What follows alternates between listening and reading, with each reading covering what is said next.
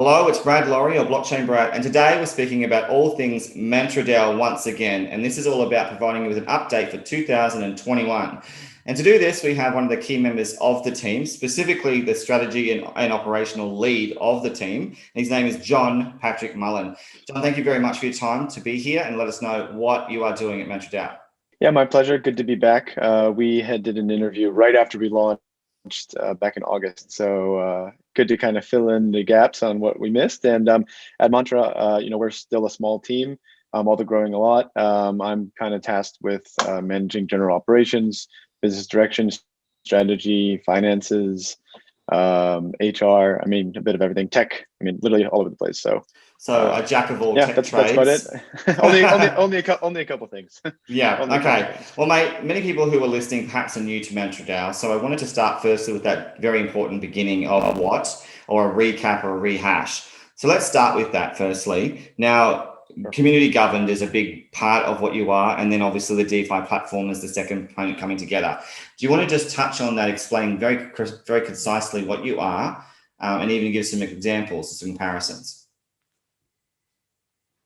Yeah, sure. So in terms of the DeFi platform, I'll start there first. This is really focused on the different types of products that we're building. So we've so far built an integrated staking platform for both proof of stake assets as well as Ethereum-based staking pools.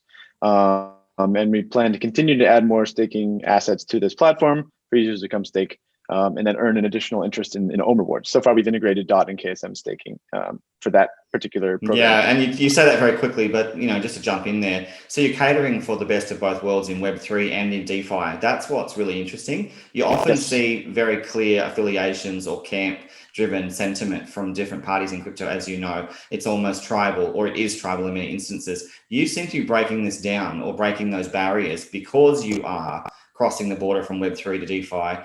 And back mapping again from DeFi to Web3. So do you want to comment on that, why you do that? 100%.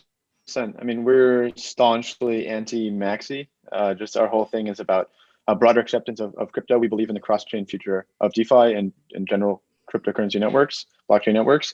And because of that, we support obviously Ethereum, we support Polkadot heavily. We're also supporting Cosmos ecosystem networks such as Band, Luna, Kava, Atom, eMoney or NGM. We're also validators for Matic, so layer 2 solutions, Cardia Chain, Tomo Chain, and we have a bunch more coming. So we really like to spread the love, so to speak. Right, and I did see that tweet some time ago with regard to the POS networks that you're associated with as well. I'm going to go into all the things that you're not going to tell me. I'm going to dig into that and try and get that out of you. But before we do, let's go back to the beginning out of respect for those who perhaps, again, don't know that much about MantraDAO in its fundamentals. Sure. Now, again, that community-driven aspect is really essential to the value proposition you have. Otherwise, we could just go and have those centralized entities that build platforms. So in that instance, when you say platform, let's clarify that because that word is used a lot. Yeah, I mean, we really truly are a platform. I mean, we've launched 4 or 5 different products all on our integrated web app. And we also have a mobile app too for iOS and Android, but not all the full suite of products on there just yet. But, we do offer staking, we offer a lending product, we offer a lottery kind of system product called the Mantra Pool. We offer the governance through the platform. We're launching a Launchpad shortly. We're launching. Okay, stop there. Got to stop you there. Launchpad. Let's discuss that. So we've seen the likes of all kinds of things, and this wasn't, something I wanted to talk about. And I presume things might be happening because I've seen you tweeting, seen different members of the team tweeting about different members, different interests. Things like, for example, Will was tweeting about Matic, and then I saw also some references to DAO Maker even, and I thought, okay, what is going on here? You're saying Launchpad. So what does that actually mean when we see the likes of Polkadot going crazy right now? Yeah, Pol's has done really well. Got to give them a lot of credit for that. Obviously, that's been a really proven model, at least from their side. We also see that there's a lot of value in being able to launch and fundraise for projects in a permissionless, decentralized way on a platform like ourselves. It's not our core focus. The DeFi products, the staking, the lending, particularly the collateralized lending is really where our bread and butter wants to be, but we also have a wide network. We have a community that's hungry for allocations in these projects. We're able to get those allocations. We're able to bring those things together. But we do want to have a bit of a more curated approach. The projects that we've got lined up so far, I literally know personally every single founder before they even were doing a crypto project. So because of that, we have let's say maybe an enhanced process. But it's a similar model where, we have public pools, we have private pools. Private pools are going to be for the Sherpa community or our community. And basically those Sherpas who are either holding a certain amount of Ohm, who are staking a certain amount of Ohm, or who are supplying Ohm on our lending products, they'll get a tiered allocation that they'll be able to, get whitelisted for. Well, I had some notes specifically about this, but let's just jump in. This is so interesting. So you see the likes of, for example, DAO Maker, you see Polkadot, you see DuckDAO, you see the Foundry, all these different models that are emerging, and all of them do incentivize through that key utility token, and also to utilize in the staking scenario to really uplift its value and also showcase what it can do in terms of trying to be a participant in some of these projects that are coming forth. Now, you mentioned something interesting, and that was that you're privy to some of those, or all of them, that come in. All parties who are part of the platform architecture would have to arguably be aware of those, and then also have to vet them. So can you talk us through that process, especially when we see over in DeFi and Ethereum, a similar product emerge, or a platform where they certify certain listings that come out? So what do? Is it open submission? Is it anybody can list, or is it a process? Basically, the DD is done on our end. Currently you can have open submissions, but we have to vet and go through everything on our side. Again, like I said, it's not our core thing. We don't want to have 5 a week. We want to have, 1 a week tops, because there's a process behind it. And we, again, like I said, want to focus on the lending product. We want to focus on our under collateralized Karma credit protocol that we're building, and all these other different things. There's only so much time in a day. Yes. And, we need to be somewhat focused. And I want to focus on that too, out of respect for you, because obviously we are here for that tech and for the platform and for showcasing all those different products, services, and the whole suite that you offer. That is, your bread and butter. But right now, the hot word or the buzzword is those launch pads. So I still want to touch on this a little bit more. Now, sure. if you're going to have this access, that's going to give you, a lot of attention. A lot of people are going to be vying for information, for intel, for access, as you said. And you're quite rightly rewarding those who are your devout community members that contribute and have done so. So, are you aware, are you prepared for the kind of influx of attention and people going to pursue you and your team because you'll have that golden information about what you do launch? I think so. We've always had a community-focused and support-focused team. So we listen to the community very well from day one. We're really engaged with them. I spend a lot of time on Telegram engaging with everyone. You can ask anyone in the Sherpa community. Most of them know me just literally from trading messages back and forth. So we're super engaged with them. We want to keep that going forward. Our team has significantly grown since we last touched base. I think we're nearly 30 people now, all over the world. Which actually we're growing a bit of a dev contingent down in Oz. Oh, nice one. Where you are. That's good. Well. Because I did want to ask you also about your team, so you're jumping ahead. I'm very excited as well. So let's pull it back. So I'll touch on that team a bit later. But going back to the Launchpad as well, I wanted to ask you about transparency. So how do you manage this? Because it's tough. You've got a big responsibility here to vet, to launch literally as do these other examples I've given you. And even Binance have had their own Launchpad and just recently launched another one. So we see that information is so valuable. Can you talk us through the process of how you decide what to launch at least? Yeah, sure. Again, it starts with, in my opinion, just the legitimacy of the team. Again, the first 3 or 4 that we've got lined up, we literally know all of them from even before they wanted to launch a crypto project. So we know they're good guys. We know that they're legitimate builders. We know what they're doing in the space, and we know that they're going to have the best interest of the communities at heart.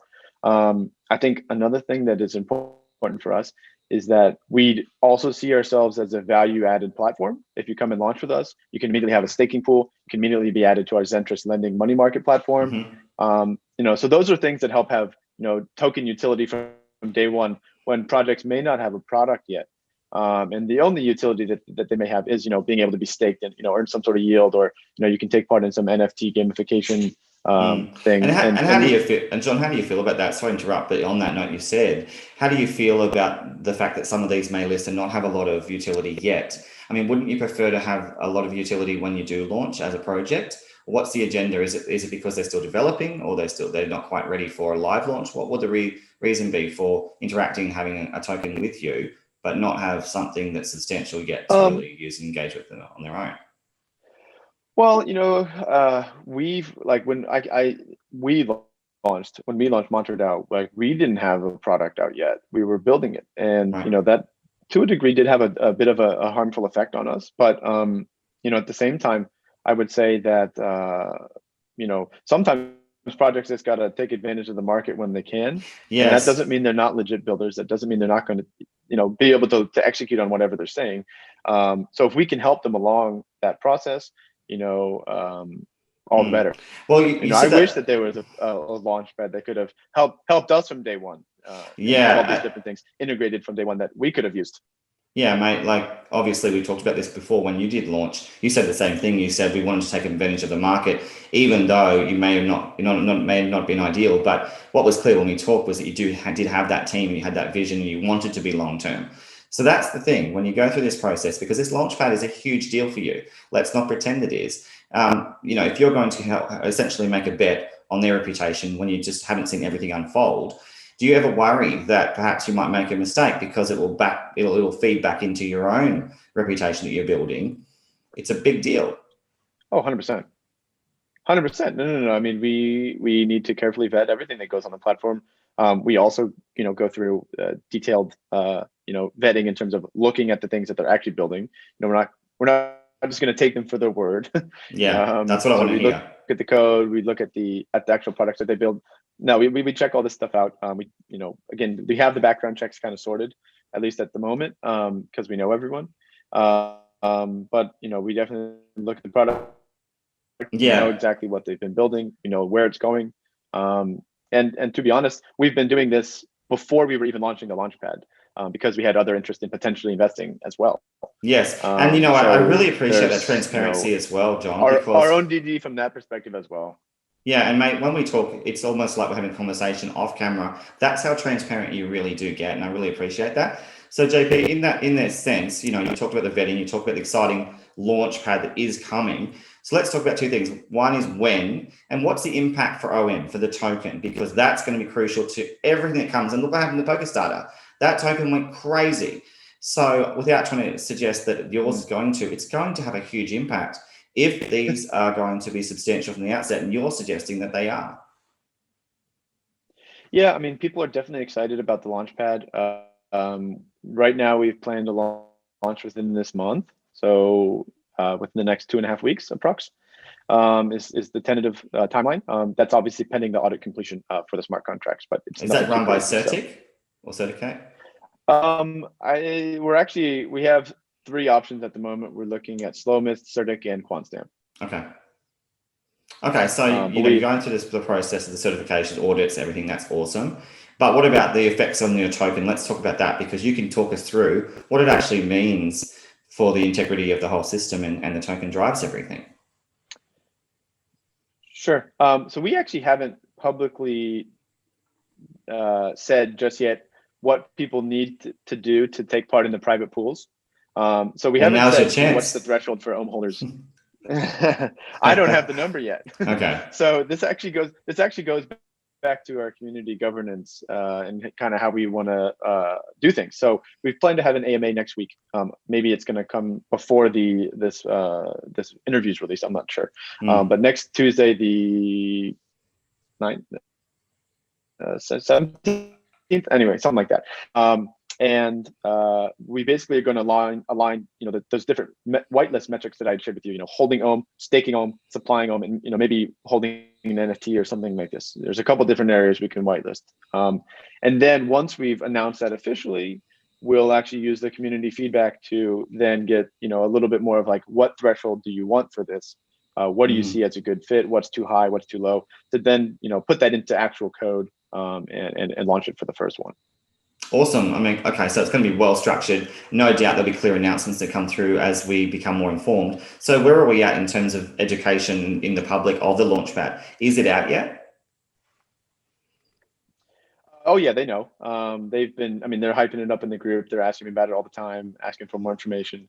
I'm telling them, oh, we've got some interesting projects coming up. People are already throwing around rumors. Let's talk about that. That's what I want to touch on. So come on, JP, give us some more information. You've said 5. Give us the indications of what. Now, you can't tell me because you'd be breaking the whole point of it, because you want to create that interest by doing these kinds of interviews. But what about the verticals or the industries, or some hints in terms of the magnitude of some of these? One thing I do like is that we've talked about this many times, is that you really do support that Euro, Asia, Australasia region. I feel like there's going to be a lot coming from there. So what's going on? Definitely. I mean, we have some in kind of like the more tokenization space for tokenization of assets. We have some in gaming. We have some coming up in like real estate. Well, I guess real estate tokenization is one. Gaming's one.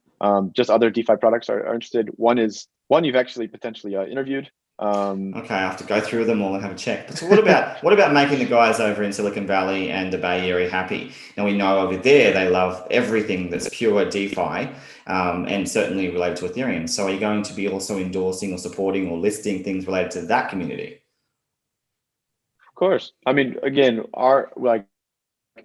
we have always been open arms to everyone. We try not to make enemies in the space. We have our haters, and that's just natural, but like, we are pretty friendly with people, I think. And that's part of why we run nodes for like 10 different blockchains, right?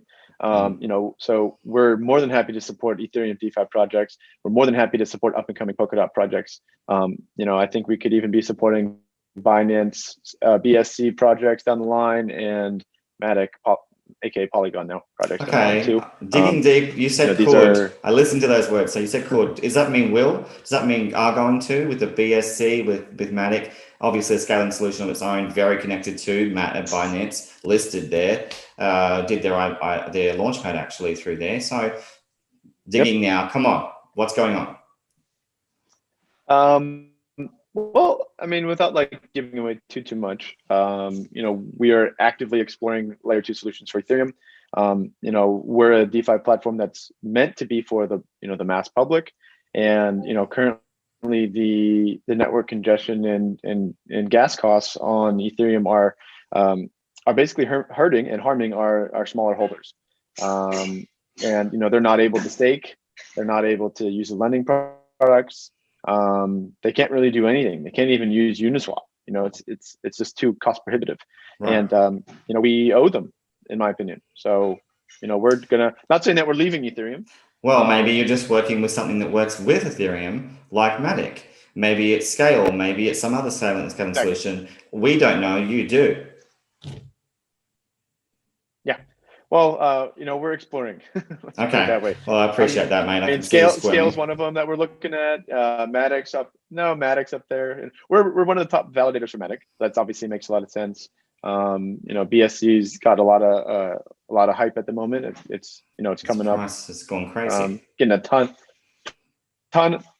ton of price appreciation, ton of liquidity going over to PancakeSwap and Venus. So liquidity and yield are not discriminating, in my opinion. So let's talk about the effects of it again, going back to your platform with the token, because it's so central to everything in reality. Without trying to, again, I don't own any OM, for those who are wondering as well. I probably should.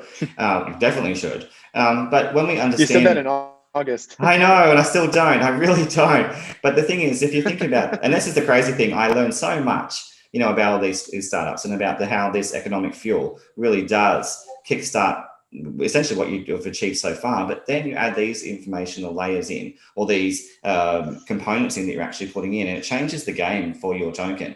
The reality, because not only are you going to be doing a whole suite of very important DeFi products or creating those, but you're also going to be actively getting people to essentially start to vie for these opportunities through the Launchpad. And that's, as we've seen in history through all the others, it's been a very successful method of garnering support and thus, price appreciation of your token indirectly.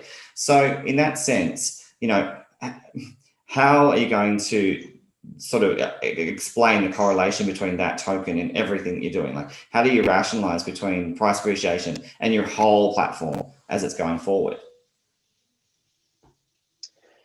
Yeah, I mean, I think so many things going on. There is a lot of stuff going on. I mean, right now we're trying to figure out, well, we're actually working with a group out of the US, which is focused on token economics governance, and they're actually helping with some of the economic design for some of our credit products.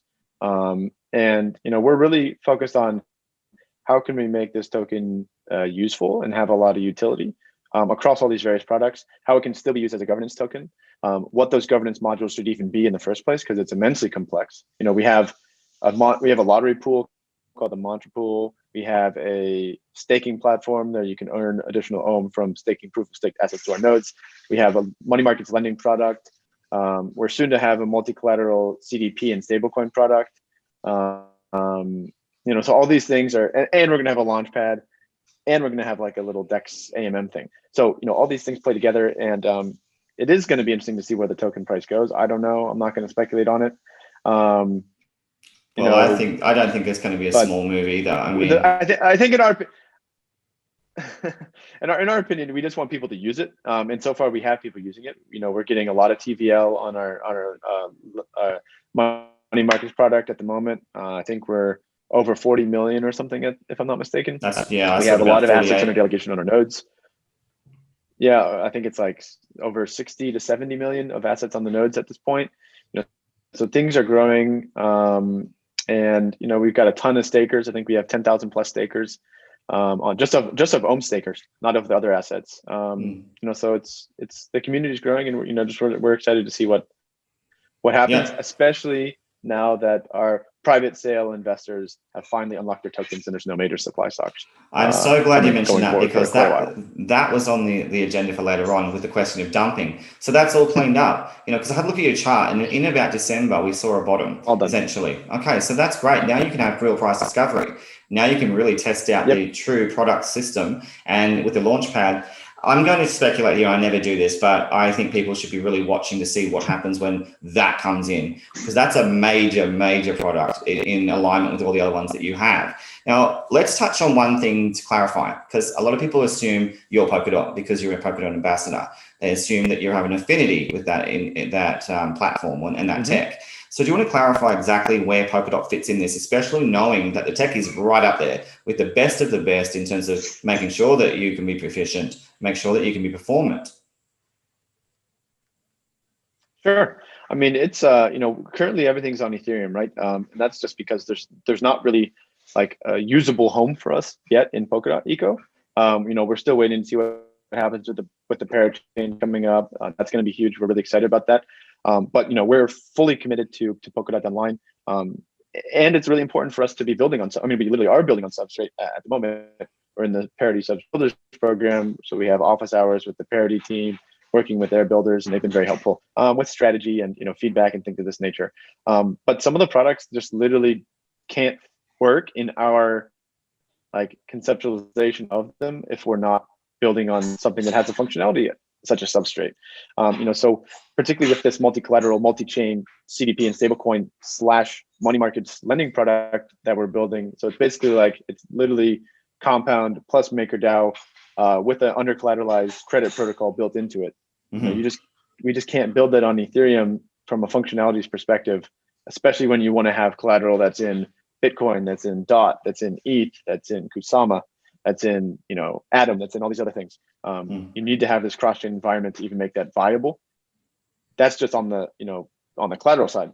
Then if you start talking about where are you going to get all this information to build a credit model safely, securely, build this kind of pseudonymous identity around it, that's also something that's immensely complex, and you need kind of the various additional functionalities that Substrate can bring to it.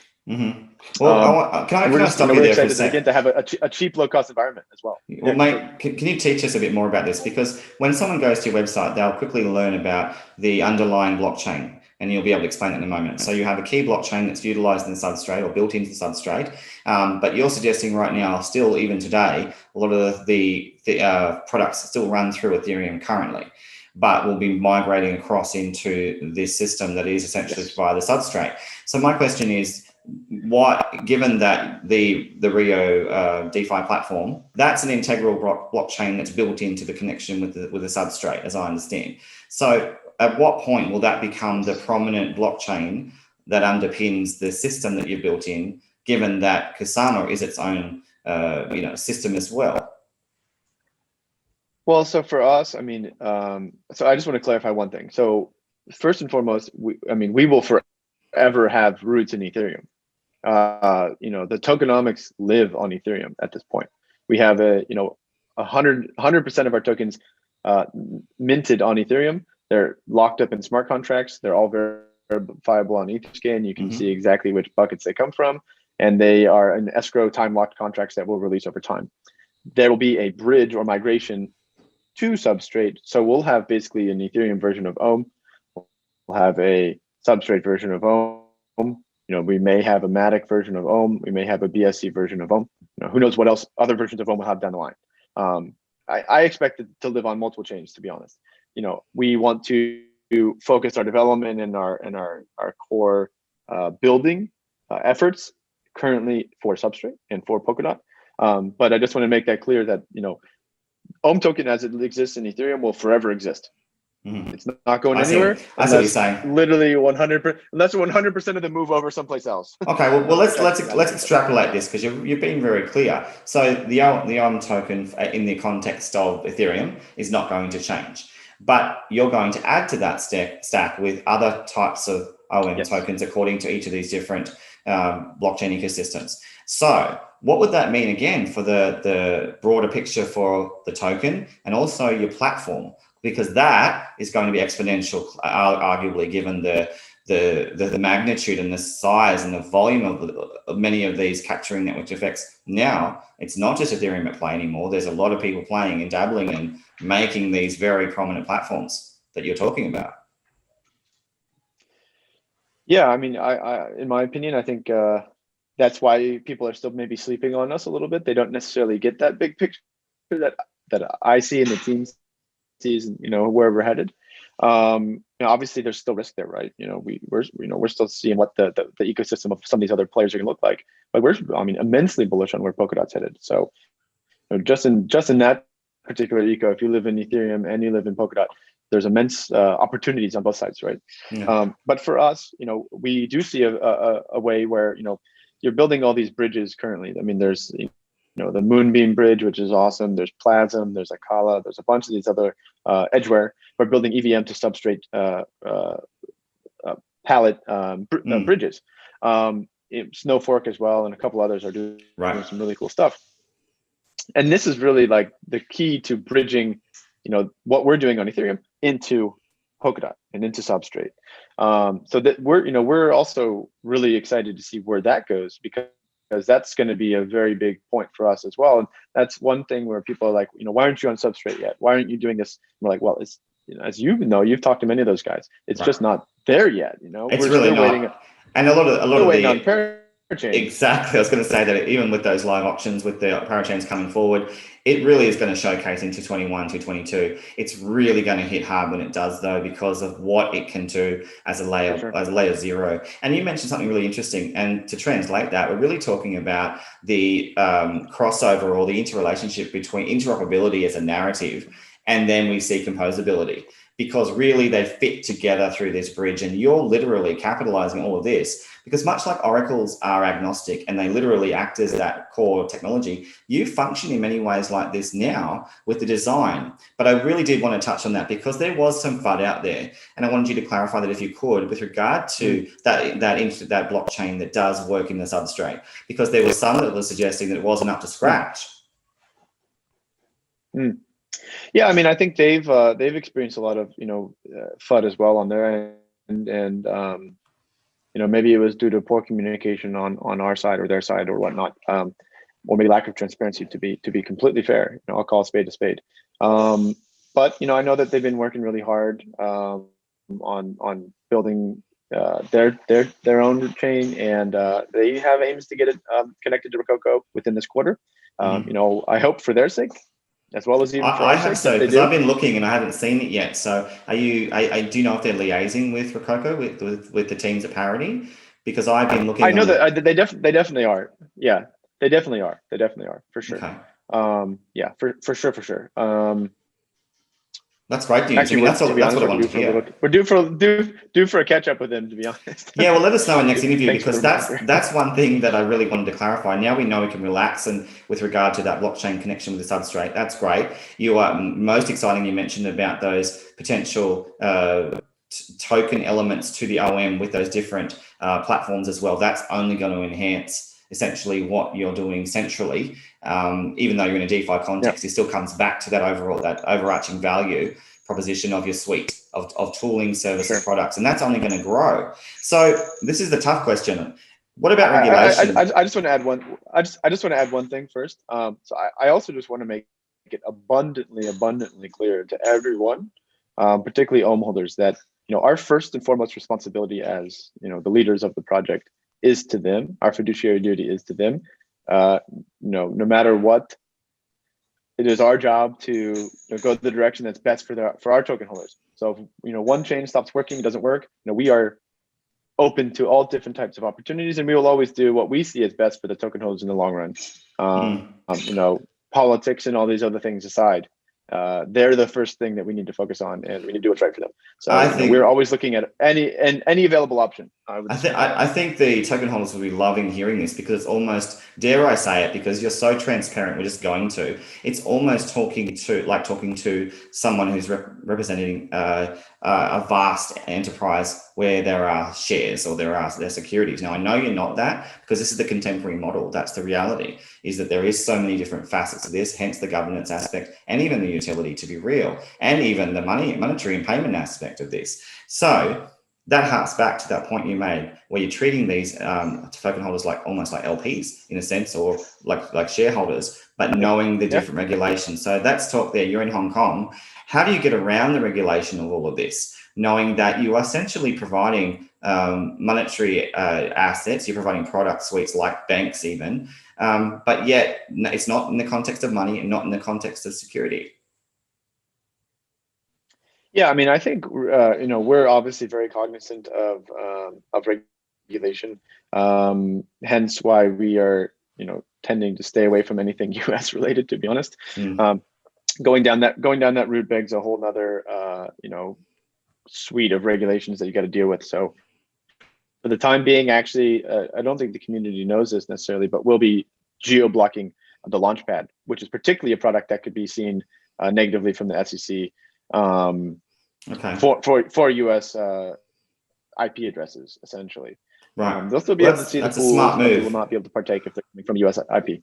It's not great for the US citizens. So obviously, if you are from the US listening, that's very unfortunate. This has to happen, but that's because of the legal system that you do, live. I mean, I'm from the US, so I can't even do it. Well, that's a good point. So in that sense, how do you deal with the influx of participants who find a means around this? They circumvent this. We even see a multitude of influencers. We know many of them are getting in early in some of these things. That's just the truth. So how does this all play out when you're trying to deal with that as well? Trying to make sure that you're nice and clean with regulation, with the US participants, and even those parties that will promote.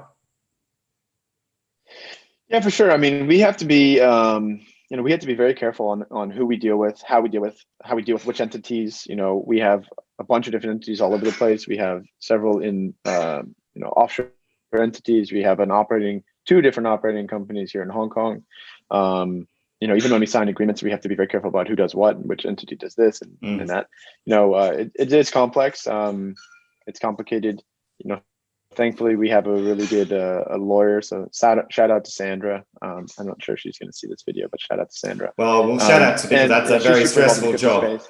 I wouldn't like her job, to be honest, with Mantra, because it's a complex one with all the different. Again, I think no, she likes us. We're fun. Okay, well, a plug for Sandra. Congratulations for doing, achieving what you need to do. This is going to be the most important job, perhaps, to keep that regulation clear, to make sure that you're actually ticking the boxes, and most importantly, getting the green light from those parties where you're operational, which is a lot of places anyway.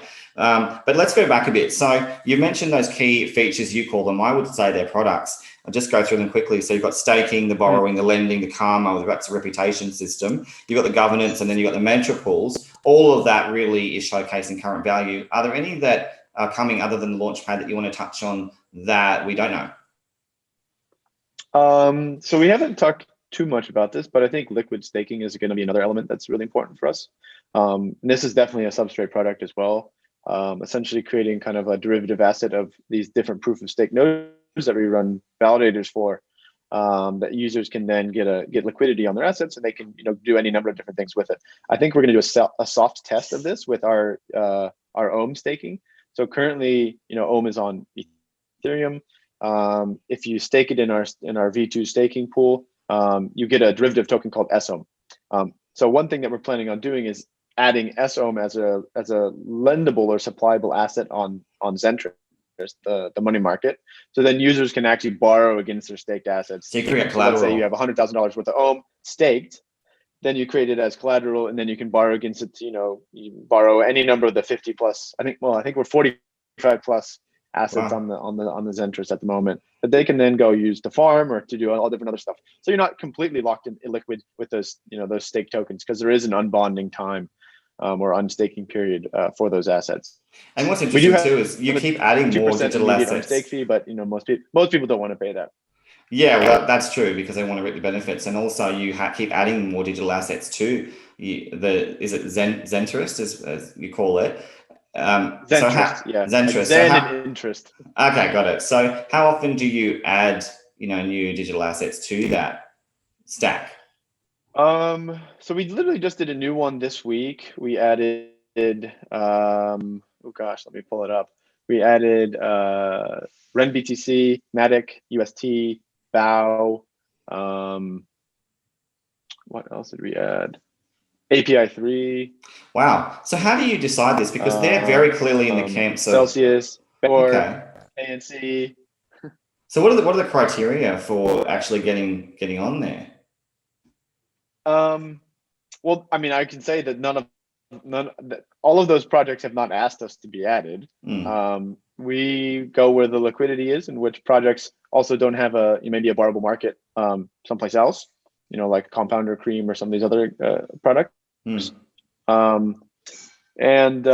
fill a gap, and we also do it where, let's be honest, where we have assets that we can supply liquidity. I mean, we supply a substantial amount of liquidity ourselves on the platform. It's a nice product because it's a one-sided supply or staking product. So you're not getting IL if you stake the asset to earn yield. So JP, how come you're so transparent and so few don't speak like this? Why is it that you're able to say so comfortably, we're focused on also our own allocations. We also invest. We also have our own interests with our own internal system. I mean, why is it so relaxed with you? Just the way I am, I guess. I don't know. Well, I think it's quite amazing. You don't seem to hold any cards. I don't think we have anything to hide. Well, we don't. I mean, obviously, we can't tell every single thing that we're doing to the community and to the general public. But we want to be as transparent as possible. We think it's a hallmark for us, and it's something that we want to keep as part of our culture and values. Well, I will say this. I've interviewed a lot of different people, and you're a key member of this MantraDAO team. You really seem to be embodying with the conversation we're having. People can hear this right now. That is that community-centered aspect, because that's in the spirit of an open boardroom that's just only going to grow. And that seems to be that you represent one of, that kind of context, rather than that very tight, boardroom that is in typical enterprise scenarios. So you really are breaking down conversational borders, even the way that we can interact. So going back to the landscape, let's talk for a second about Europe and Asia, because you're very strong there, particularly, even though you are agnostic and you've made that clear. And you have an agenda to bridge, and you have an agenda to spread, the mantra word across the globe. But when we look at the likes of, for example, as I mentioned before, some of those competitors, that may have products, not just in the context either of the Launchpad, but even with other DeFi product suites. How do you navigate that space now when it's getting tighter and tighter and more competitive? Yeah, I mean, there's so many new products coming out. I think we were, really fortunate that, our timing in terms of kind of beating this new bunch to the punch was perfect. I mean, we launched in August, and I think, since then you've seen this massive wave of influx of interesting projects who are trying to get something launched. But we've already launched 5 different products. We've launched in a mobile app. We've launched, I would say, relatively successful, DeFi platform of sorts. I mean, we've got 10,000 plus users growing every day. Tons of assets coming onto our nodes. Communities growing every day, and things are progressing. So we've gotten rid of all of our private investor unlocks. So we've gotten all this stuff behind us while people are just getting started, and I think that really gives us a leg up. And then to be honest, I just think we're good at executing. Our team's great at getting shit done. Well, here's the thing, and I love that attitude, but some of these new and up and coming systems or architectures, DeFi platforms as well, they are being quite innovative in how they launch, and they're not actually having that issue, some of them, with, well, arguably they're not, because they perhaps are raising capital in a different way, where they don't engage perhaps with the major stakeholders, those major VCs, but in fact, try and create rapid liquidity, fair launch experimentation. Have you noticed that as well? Yeah, I mean, I think it's awesome. Without talking shit about VCs, they do have their value, particularly the good ones. Absolutely. We have good relationships with several of our VC investors. Catch up all the time, and they've been very supportive. But a lot of them don't. A lot of them don't help. They just want to make a quick buck, and that's just the game. So how do we? So if you can go and raise from the public, you can raise from high net worths or from syndicates, and find alternative sources. I think it's a good thing. Totally agree, actually. And so is the agenda really across the board to get people to help, whether they are from the top down or whether from the bottom up? Isn't really the idea is to, until you can get really off the ground and move ahead with very significant momentum, really, is it fair to suggest that why shouldn't an influencer, for example, or an educator, or even someone like me, why can't people be involved right from the outset? Why does it always have to be, that typical scenario where you have the major capital at the start? That's really what I wanted to impress upon you, because we're starting to see suggestions of that happening in practice. Yeah, I mean, there's all these kind of micro influencers of sorts, and they're becoming more than micro at this point. Who have their contingents and who have their their access to market makers and exchanges and influencers and all these things that projects need. I mean, it is becoming commoditized, right? And you're seeing people who are able to get this together into a package and sell it essentially. But it does help projects get off the ground. What a lot of people harken this back to like the 2017 ICO days. And there's definitely some part of that. There's tons of projects that are never going to be successful, right? But at least they're not raising $30 to $100 million anymore. They're raising That's true. 1 to 2. But I did want to talk to you about that. That's a great sort of subject to raise. Now, the risks of the ICO, especially in a market where we're currently in a mid-bull. But what happens when we're not? When we hit that bear, and a lot of these, if they're really quite unsubstantiated, or they're not really pressing for that true utility point, they're going to collapse, so many of these, and a lot of people are going to be burnt and suffer. And in the meantime, a lot of people are pumping these up in those systems and groups you've alluded to. So do you foresee some of that backlash in the community when these things happen within that context? I mean, we have to protect our community at all costs. We have to protect our community at all costs with whatever we're going to be putting forward, for sure. So, again, we want to be able to help projects that come on our Launchpad in any number of different ways, as a strategic partner, as an investor, et cetera, et cetera. Okay. So that's important for us. I would also say that the super important thing for early stage companies is treasury management, particularly if you're not raising a ton of money. If you're raising in something like Ethereum or whatever, I mean, that's volatile, right? For us, we were lucky again that we raised, when Ethereum was like $200-300. So our Ethereum stockpile has gone through the roof. We bought a bunch of Bitcoin. We didn't raise any Bitcoin, like no one would give us Bitcoin back in August. But we bought a bunch of it under 10K. We bought a shitload of DOT. So you've got a good runway. Under $2. Oh wow! Congratulations. So Oh yeah, you've really we've spent a established, bunch of money, but we've probably tripled the treasury in 6 months and while that's been spending a for, bunch of it. and that's a gamble, you know, in a sense, because you don't know what the market's going to do. But it's fortuitous that that's all happened in your favor. But what I'm going to want to get back at, let's talk about the ICO again, because a lot of the participants who are really driving this are getting off the hook this time. Last time, the people who were clearly involved really were ousted very easily. So I wanted to ask you this: is that, you know, we talked about your clear process of vetting, but what about the complex world that many people don't talk about, and that's liquidity and market making, as opposed to that wash trading and front running that can actually set apart you guys from some of those dark and shady practices from different parties, you know, that may end up in jail, some of them. So we really need to get this clear. Sure. What about liquidity provision? How do you play this sort of this card? So you're making sure, again, you're towing the line. Yeah, I mean, we work with a very professional shop. I would recommend them to any project that comes onto our Launchpad. We're actually meant to have a call today to talk about this particularly. They're super awesome. We talk all the time. You know, we have a really good working relationship with them. They do it by the book. They provide liquidity and they provide deep order books.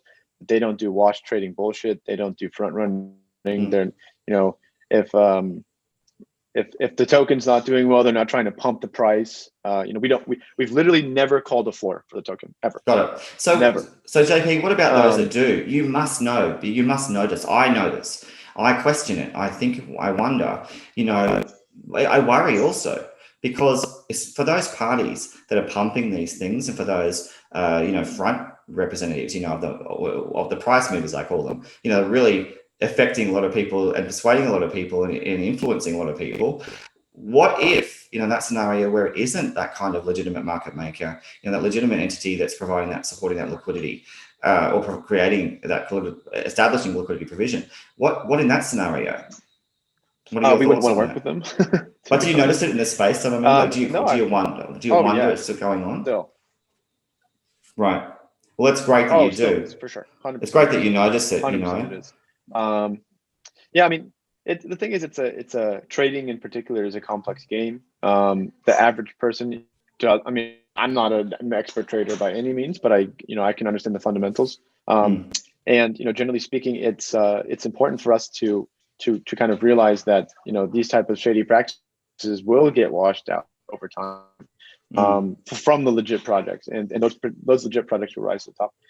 And if we can help, you know, support the upcoming projects that are coming to our Launchpad by giving them, you know, this is the playbook, this is who you should go with, this is the legit guys, these are the not legit guys, you know, we're going to do that. And, you know, to be honest with you, and we talked about this pre-interview the other day when I was ill, and we just we caught up. There's often a misnomer of hierarchy equality, even in the scenario of the platforms themselves. You know, a lot of people assume that because you see certain names on the Rococo testnet, they must be better than others. So what's great though is you've made it very clear that there is that direct respect and alignment with Polkadot as one example. You're also not differentiated in terms of quality from others, because your agenda is first and foremost to maintain the integrity of your team. So that means you won't compromise on those things, like, you know, those more concerning things that we're talking about that other teams may be doing.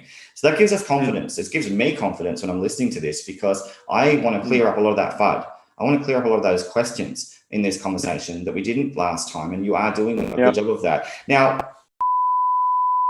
I also think it's got a bad rap in many instances, because once again, when you do the analysis, they're doing a lot of things that a lot of the other different exchanges are doing in terms of legitimacy, in terms of proper practice and proper checks and balances, but it tends to come from camps and tribalism, a lot of the sentiment.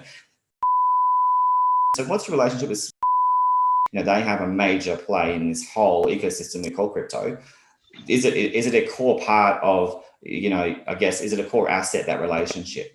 Yeah, I mean, I think it's important, you know, to know who are the big movers and shakers in the space. You know, that's the key VCs, that's the key influencers, that's the key exchanges, the key market makers, the key whales.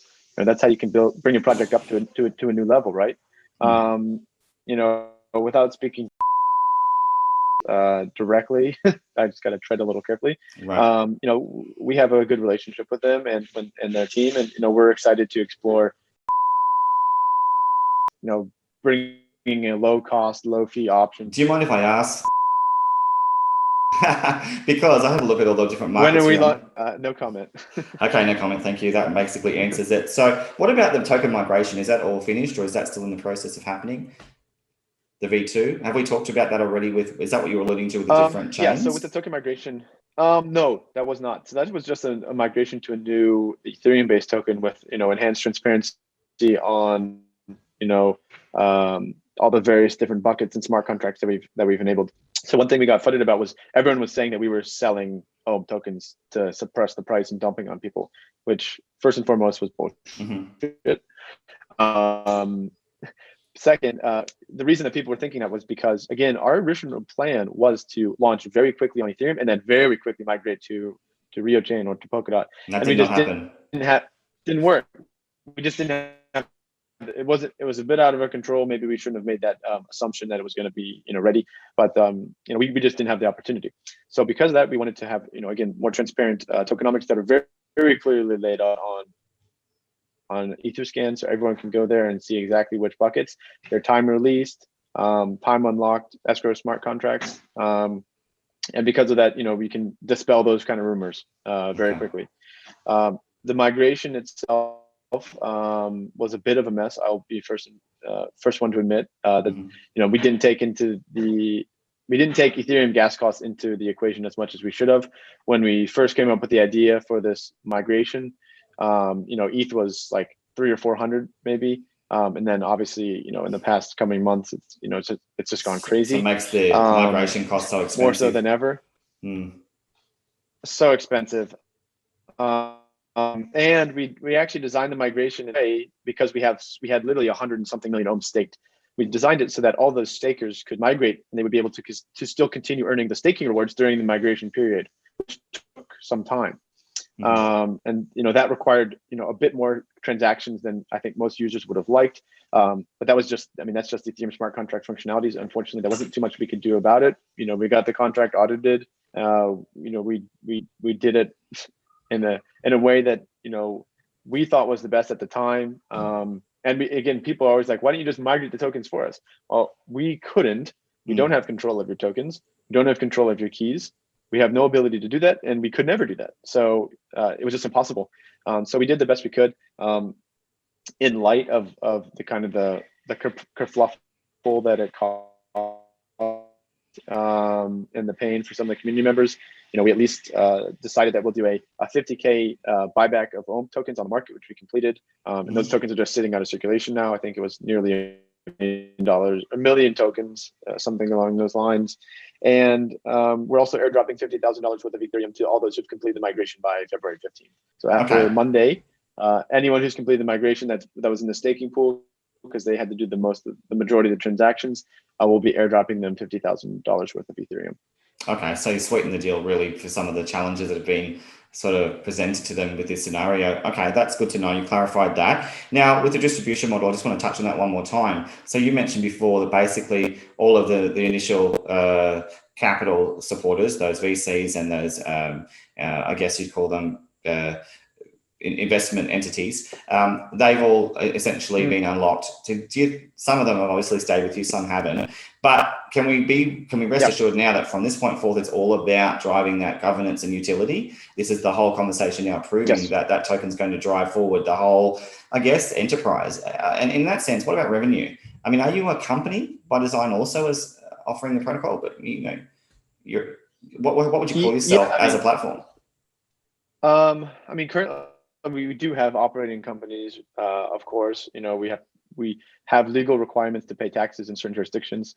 Our structure is a bit complex because we have, stuff in Hong Kong, we have stuff offshore, et cetera, et cetera. We employ foreign people, including myself here in Hong Kong. So, I need to get paid at least in some form of cash to pay taxes, right. To actually support the visa that I'm working under. So we have to deal with that. In terms of kind of driving token utility and appreciation and things of this nature, we're very happy to get those token unlocks out of the way. The last one was January 18th. We have no any additional supply shocks outside of just normal emission schedule as laid out in tokenomics, coming until technically August 18th would be the first time that team and advisor unlocks. I'm of the mind that, we'll extend that as long as we need to, until the project's successful. I've even publicly said that I will not take a single token for myself until the let's be transparent even more about this, because I don't want to just hear, I really respect what you're saying. I really do. But I also know better than that to say, look, show me in the smart contract, show me in a proof. So if you're saying, look, we're thinking about it, we might. Check it. Yeah, I know. But can you give us a little bit more of a certainty with the system, or with, a conversation with the community or something like that? Sure. So basically, all the contracts on Ethereum are verified on Etherscan, and you can basically see the team and advisors escrow contract, which does not start until August 18th, where 1/8 of the tokens will unlock from that contract, just unlock, making them claimable. So we'll actually have to go in through our council and have a multi-sig that claims those assets. They're not just going to be unlocked and then and what percentage so they'll be verifiable, what happens with those tokens. It's not 100% of them, is it? Of the total? No. It's so it's like, gosh, I don't know. Oh, well, let's not, I'll just say the total team and advisor allocation was 17.5%, which I think is 155 million tokens total, which is going to be at current tokenomics unlocked over the course of 2 years, quarterly, for 8 different times. Yeah. Again, potential to extend that. But let's just assume that stays. By that time, we'll have approximately 300 something million tokens circulating, and I think 17 million or 14 million approximately will be unlocked during that time. And what's great is it's actually not a massive supply shock at that time. Go ahead. Well, I was just going to say, it's great because it's all transparent through the blockchain as well. So everyone in the community is going to be watching you to make sure that they're able to follow up on who's moving what, who's doing what, because it's all open at that point. From what you're saying, the opportunity to do this over the tranches in that 2-year period is optional. It's not necessarily a given. I would have liked to have seen longer, to be honest with you, JP, yes. Because you are so new, and you came with no products at the beginning, or very few. We talked about that, but it is what it is. I think the community is going to hold you to account, though, as a team, to make sure that you are there long term. So how are you going to really build that confidence in once that does happen? That August period, and then from that point forth, they're going to be a little bit nervous, perhaps. How do you allay those concerns? Yeah, sure. I mean, like I said, this is just the current tokenomic model. I have no qualms about extending this as long as need be. It's no sweat off my back extending it for more years. Well, your community gonna love you for that. I literally said, no, I literally said in one of our chats, I will not take a single token officially until at least the token hits $1. Okay, well, you're optimistic, and I think that you'll achieve it. I really do. I mean, I don't know why I don't own. I just don't, especially we talked before, but that's classic me. Everyone knows that. I'm just so hopeless when it comes to actually get off my butt and making some money out of the industry, because at the end of the day, I just love the innovation. And really, the finance aspects of this is really the game changer. Let's not forget that, because you're circumventing legacy models, or you're building something new. And that's why we're talking. Now, the roadmap and the revenue, do you want to touch on that a little bit more? Are you making profit now with the fees? Awesome. So you can explain some of those numbers, and then what's on the roadmap for some of those big milestones that are happening soon. Let's just put some FOMO out there. You know stuff you're not telling us. Sure. So in terms of revenues and whatnot, so actually let me pull up some numbers real quick without giving too much. So in terms of nodes, we've publicly shared that we've launched 10. We've got about another 13 or 14 behind the scenes. Sorry, not another 3 or 4 behind the scenes that are live, and then probably another 3 or 4 that we're getting set up. Those validators at current levels are spitting off an annualized profit around annualized revenue around 2 million ish USD at current levels. I would say towards the end of this year, we expect that to be significantly higher, to be honest, because we got 10-ish right now. I think we'll have 25 by the end of this year, maybe 30 validators, and they'll continue to grow in size as well. So anyway, that's kind of what the nodes are spinning off. We're making some money on NFT sales and NFT transactions. So we just did a Polkadot sale in collaboration with Bondly. Shout out to Brandon, shout out to Harry, shout out to Megan, shout out to the Bondly guys. Can't stop there. No more plugs. Get enough. And we just sold our Polkadot cards, the MantraDAO Polkadot card, out in like 3 or 4 minutes. I literally woke up at 5 a.m. and couldn't even get one myself. It went so quick. I think that raised 60 ETH and like nearly 400K Bondly. So that was crazy. And there's all the residual transactions that occur from that. So that's obviously making a decent chunk of change. Yes, and I think it's fantastic. Some good revenues. Yeah, and mate, sorry to interrupt, but I mean, you mentioned NFTs. That's a big buzz right now. It's showing all the way from Logan Paul with his interaction with this. And again, I invested in Bondly, so that's why I was joking with you. You know, that I do see a real use case for this. You see a real use case for this, and that's really the tip of the iceberg. Now, that harks back once again to, you know, the things on your roadmap would reflect the things that are on that Launchpad, I would think. Because once again, you've given us those hints, but I want to push you a little bit more now. Come on. So what can we sort of anticipate with the kinds of the magnitude of these? Well, how is it going to impact this token? I mean, you definitely know more than what you're telling us. I just want to pull it out of the conversation as much as I can to create as much FOMO as I can so people in the community can just enjoy this because it's happening. Let me share what we're going to do for the rest of this year, for the rest of this quarter. Let's go. Q2. Okay, so within Feb, we'll be launching our first product tentatively the first Launchpad project, excuse me. Pending the audit completion, everything's good. It'll be within February. By the end of March, we'll have launched our native stablecoin USD OM and our multi-collateral CDP on Ethereum. Expect to see that we'll have launched on several other layer 2s within this quarter as well, some of those different products. Expect a tier 1 exchange listing within this quarter. No comment on no other further comment on that, but within this quarter. I wonder what it would be. And and what else? And then after that, we're also planning to launch within Q2.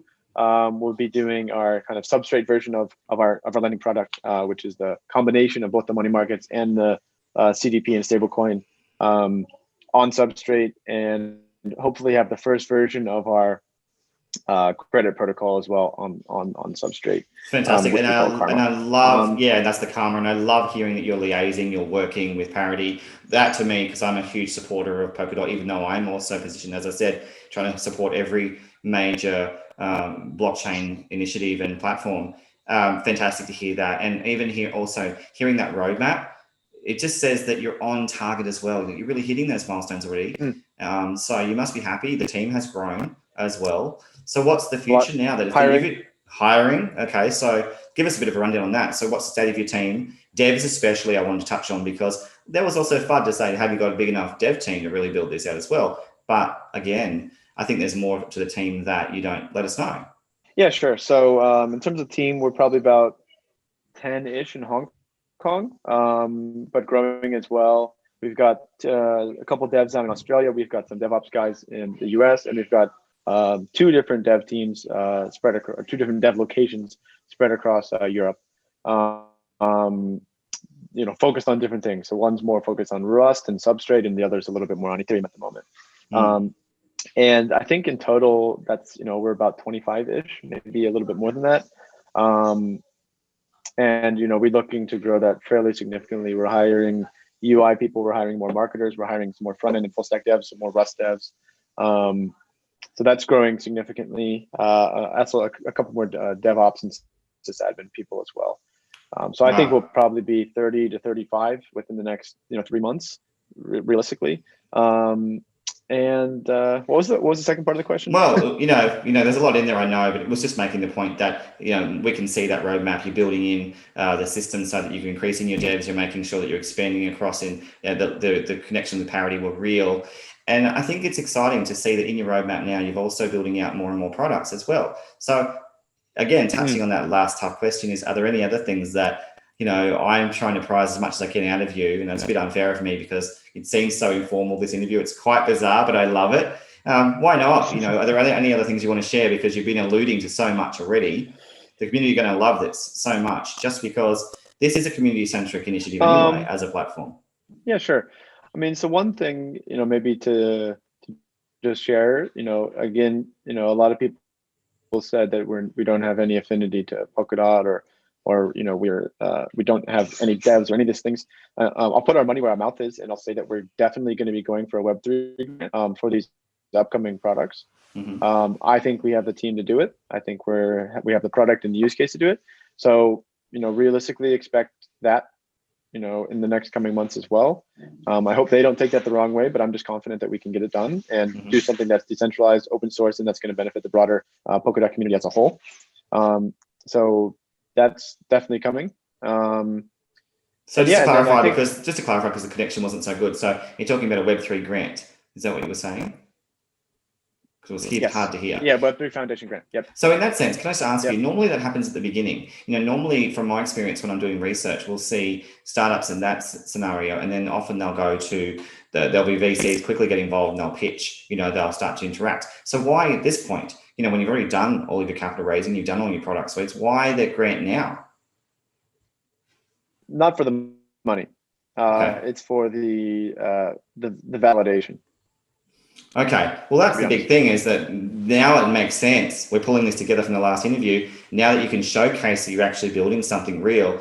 So is that typical? Because this is not something I would have expected. I thought that the grants would be something to build rather than prove. So from you, were you saying that often they have to have something before they'll get a grant? Well, I mean, I'm not saying that. I just think that now we have a very clear vision of what these products that we think are going to be grant worthy are. And what they would like. So in our opinion, we think this is the right time. Not saying that you can't get it at the beginning. You've seen products that have, I think Plasm, I think they've done like 2 or 3 grants. Shout out to Soda. Amazing. I love that project. Me too. And we don't see we believe that we could have multiple grants as well. We think we could do one for the lending. We think we could do one for the credit protocol.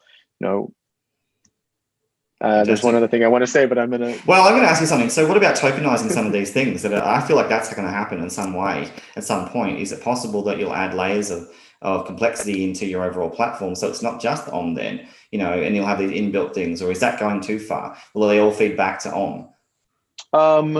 No, I think it's not going too far. We have not written off the idea of, how, for example, Kava also has hard and harvest. Yes. We have definitely not written off the idea of having something like that, or Luna and Mir, Mir and Anchor. Fantastic success. Those we have 3 options to do something like this too. Yeah, for sure. I mean, we're big supporters of all those projects. Hold those tokens, run nodes for all of them. They've done amazing. So we like that model. We think it's good, and it also allows for kind of like a fair launch. Yes, because you can distribute the token to the. Yeah, and JP, what impresses me about you? Been big supporters from day one. And what impresses me about you is the network building you've created, because you are again in that position where you can work and interact in every capacity with a multitude of different platforms, and even the layer 2s and even the applications in some respect, because you're going to have that Launchpad. That's going to add more and more weight, I think, to the competition from all those sources for the quality that feeds in here. And that's going to be really exciting, because some of the platforms we see out there are crap right now, and they're launching crap that's based on sentiment and based on, just rubbish. But if you can get the vetting right, and you can bring in all the best of the best, because of the POS models you have and the networks you have through for real functionality in your own platform, you can capitalize on that. So the last point on the interview is, any hints you're going to give us on those names of the 5 that you're not telling us? I tried as much as I can, but clearly they relate to this. Bringing in from all those different parts. You're not going to give us anything? I unfortunately cannot give names on these. Well, mate, it's been an absolute privilege to speak with you. I've literally had a ball. It's been the most informal, and I do apologize to anyone who wanted a normal BlockchainBrad interview. You did not get that today. You got something that was perhaps better. You got a real deal DeFi conversation with one of the key members of MantraDAO, who is arguably the most transparent person I've ever talked to through the camera, but he is saying things that are genuine, that are real, and it's about building the future of this truly community-centered, censored and centric DeFi platform. And that covers a whole broad spectrum of suite of applications, of products, of services, of features, and they're all designed to uplift the value of that token for that community. That's just the truth. So the ending point is that Launchpad. I'm telling you guys from, as JP's saying, this is a big deal, more than he's telling you. I'm going to be paying attention to that on token as well, and how it reacts to all of this that's happening. But mate, exciting times. What can we expect in terms of the date? When is this all going to start to really kick off to really get that community firing with excitement?